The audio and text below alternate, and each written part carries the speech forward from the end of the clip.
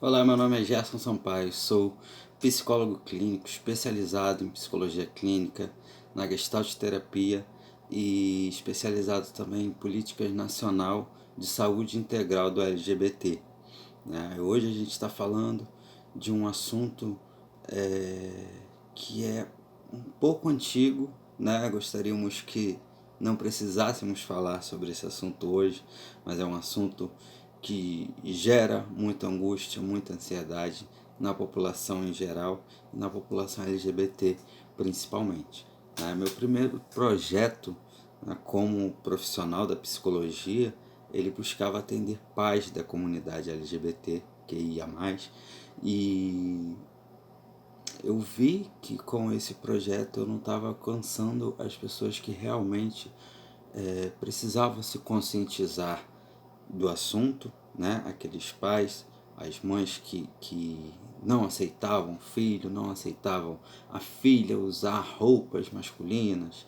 Então, foi difícil para mim, foi frustrante, mas eu ainda estava muito imaturo para tentar fazer um projeto tão grande, com tantas expectativas, e comecei primeiramente a analisar toda a necessidade que a população sofre, né? Precisa, na verdade. E aí eu comecei a entender também os conflitos das duas partes, né? Entendemos, primeiramente, a expectativa que esses pais têm sobre os filhos, né? Então, eu quero ser avô, eu quero ser avó, eu quero que minha filha case de véu e grinalda, toda aquela coisa, né, de tradições, de valores, e eles acabam se frustrando porque eles espelham as suas expectativas, as coisas que eles não conseguiram fazer nesse filho. E esse filho não quer seguir esse caminho que foi predestinado pelos pais, né? Então, essa filha não quer casar de véu e grinalda, né? Ela quer casar de terno, ou ela não quer, ela não é a filha, ela é seu filho e você não aceita, né? Tudo isso usando, né, essas palavras de ela é ele e todo esse discurso preconceituoso para a gente poder entender que esses pais também perderam ao longo do tempo todas essas expectativas. Mas o que tem que ser trabalhado nisso? O LGBT se adequar a essa expectativa dos pais.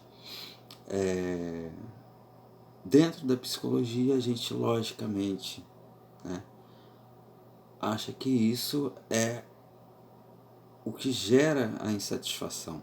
É essa criação de expectativa, essa meu filho tem que ser assim, ele não pode se comportar assim, ele tem que ser macho, ele tem que falar igual homem, ele tem que se vestir igual homem, eu não aceito isso, eu não aceito aquilo. E você acaba perdendo o, o, o vínculo que você tem, né? Então, muitos desses pais, eles já cortam esse vínculo, né? Expulsam o filho de dentro de casa, agridem, e aí essa pessoa já desde criança começa a sofrer, né, todo tipo de agressão, de insulto, de desrespeito dentro do seu próprio lar. Ele acaba vendo isso como algo normal quando ele vai para a escola também e não existe nenhum professor, diretor, nenhuma coordenação que diga para ele que ele é bem aceito, né? Ele é uma pessoa que pode alcançar algo a mais na vida, mas ele não ouviu isso, nem do professor, nem do colega, nem dos pais. E aí, como é que a pessoa consegue buscar, né, uma felicidade se ela já é infeliz desde cedo, já tem uma perda de autonomia, de autoestima?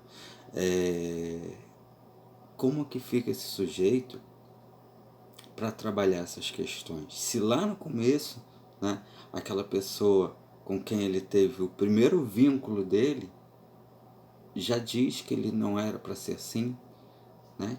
Já fala que ele não é aceito, que ele não pode ser aceito, que ele não pode viver daquela forma, que tem que viver da forma que foi planejada pelos pais. E aí esses pais, embasados em valores, em tradições e às vezes em religião também, eles acabam não se permitindo aceitar. Muitas das vezes dentro do discurso de que o que os outros vão pensar, né? O que os outros vão pensar, por exemplo, se você amar o seu filho condicionalmente, independente das escolhas dele, da religião, né? Independente de com quem ele se relacione, com quem ele case, com quem ele transe. O que as pessoas vão falar, né? Elas podem falar que é um absurdo você acolher esse filho. E aí, pelo que eu sei, de quase todas as religiões, por exemplo, não querendo criticar nenhuma religião, mas a verdade é que a gente precisa seguir o que a gente propaga, né? Então, se a gente propaga amor condicional dentro da nossa religião, por que é tão difícil a gente propagar esse amor com os próprios filhos? Então, acho que dentro desse escopo de falar de paz, de falar de toda essa geração de esses conflitos, essa perda de autonomia, perda de autoestima, né? Esse sujeito ele não encontra apoio em nenhum lugar, em nenhum núcleo, né? Nem na família, nem na escola, nem em religião, e ele já começa desde cedo estar à margem da sociedade. Então, para ele se reerguer, para ele conseguir algo, é sempre muito difícil. Já é difícil pelo preconceito da sociedade em geral, né? Uma pessoa trans, por exemplo, conseguir emprego é muito difícil, principalmente quando ainda não oficializou o nome social.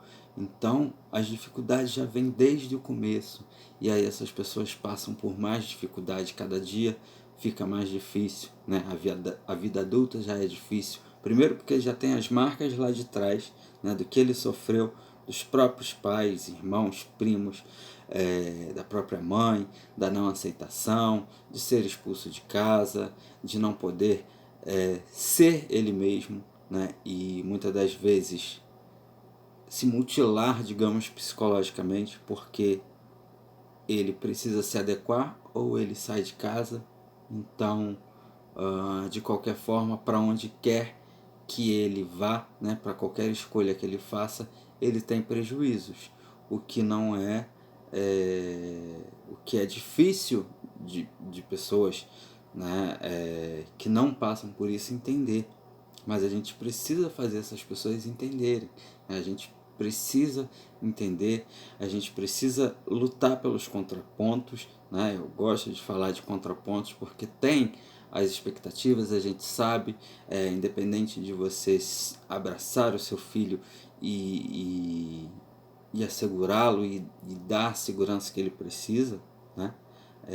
Ainda assim você sabe que você perdeu alguma expectativa sobre ele no caminho, mas você o aceita e você consegue trabalhar isso. Então, quando você aceita que a sua não aceitação é o problema, né?